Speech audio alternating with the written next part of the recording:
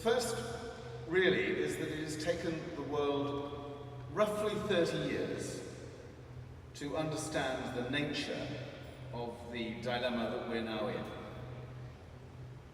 That's a very long time to go on doubting the science behind climate change. And that 30 years has largely been wasted with a lot of people continuing to argue that there wasn't a problem, and if there was a problem, it wasn't to do with us, to do with human beings, it was to do with nature, increased sunspot activity, whatever it might be. So, that's the first thing to say, is we're in a very interesting period of time, and we haven't got years and years and years to get these things sorted out, okay? That's the reality. The second thing, and I say this particularly to the young people here today, my generation have failed you really badly. We have not done enough to keep these risks at bay. We have not brought forward smart, new, technological solutions.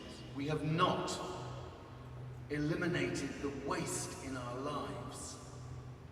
And the consequence of that, I'm sorry to say, is that what we pass on to you in terms of the legacy does not look good. So I want to start on what is a slightly controversial point. And quite often adults don't say this to young people.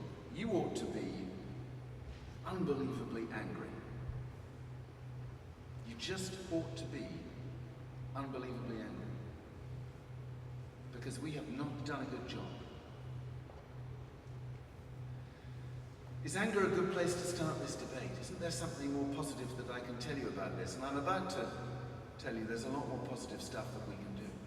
But if we don't start in the right place, then we're not going to go in the right direction. The right place to start is we have betrayed your interests, this generation.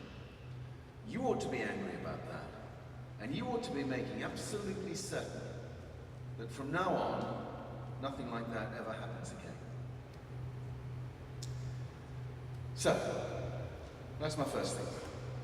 The second thing is to point out that this is an extraordinary moment in the history of humankind.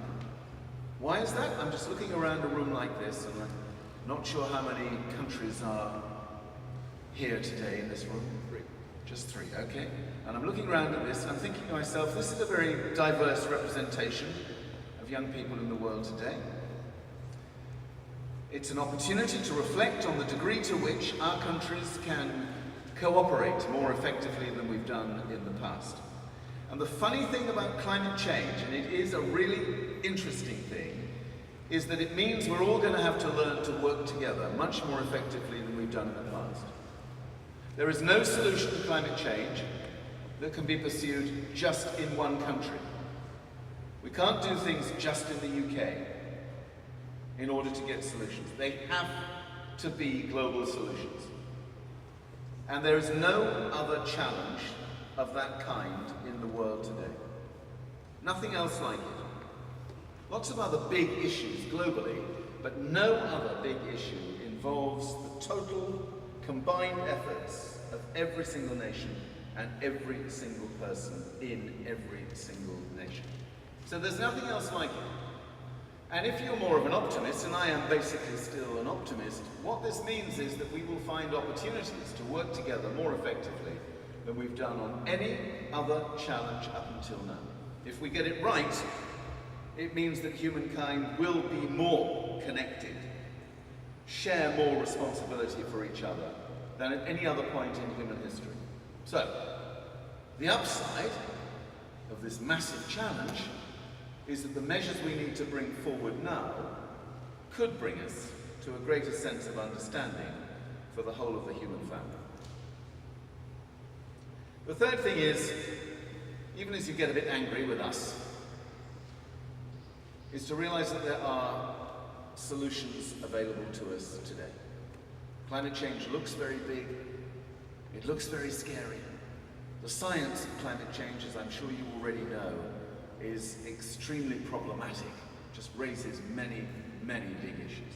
But the solutions in terms of what we need to do are all available to us today. Now, I don't know how you've sort of thought about this in your discussions so far, but for me this is very, very simple. The problem here is not the use of energy as such, because energy is an amazing thing. Energy is the means by which we liberate people from poverty. Energy is the means by which we give people access to new opportunities to do things that they couldn't do before. Energy provides the foundation for really good lives for people the world over. So we don't want to stop people having access to better energy, cleaner energy, more energy. What we need to do is to ensure that that energy does not create the problems that the use of fossil fuels create today. Sounds easy, doesn't it? We want the energy, but we don't want the problems. We want the solutions bit of it, but we don't want the difficulties. So is that doable today? Is that actually something we could manage now? Well, it's pretty tricky, because we spent the best part of 100 years becoming more and more dependent on these fossil fuels, on coal, oil, and gas. You will all know that coal, oil, and gas are basically stored sunshine. That's all they are. Millions and millions of years ago, incoming radiation from the sun created these natural processes in terms of the way photosynthesis created biomass, which all got compacted down over millions of years. And when we dig it up out of the earth, we dig up the coal, we bring out the gas, we bring up the oil, all we're talking about is stored sunshine. Sounds odd, doesn't it? That's what they are. It's all they are, stored sunshine. So what's the nature of the journey ahead of us? Easy. Instead of using stored sunshine, we have to use real sunshine. This is quite difficult for people to get their heads around, but over the next 20, 30 years, we have to reduce our use of stored sunshine, of these fossil fuels, by 80 or 90%. And we have to bring forward plans to convert our economies to the use of real sunshine. In 20 to 30 years' time, that's the journey that we need to make. Now that's pretty problematic. I'm sure Marcus would say that's pretty problematic from a BAA perspective or any other perspective of a big energy-intensive company. We know that's a problem, but unless we can do that, we won't be able to find the answers to these problems. This is massively exciting. I went to a conference yesterday which was full of people talking about new technologies, and they were just hugely excited. New technologies about waste, new technologies about solar energy, new technologies about storage, a whole host of new ideas and solutions to these problems. The solutions are there. They are available to us today, but we have to be very radical in the way we think about bringing those solutions forward. So, who's going to make all that happen? Well, it's a combination of governments, business, and what is called civil society. That's you and me, us, citizens of the world. Putting pressure on governments, putting pressure on businesses to find these solutions.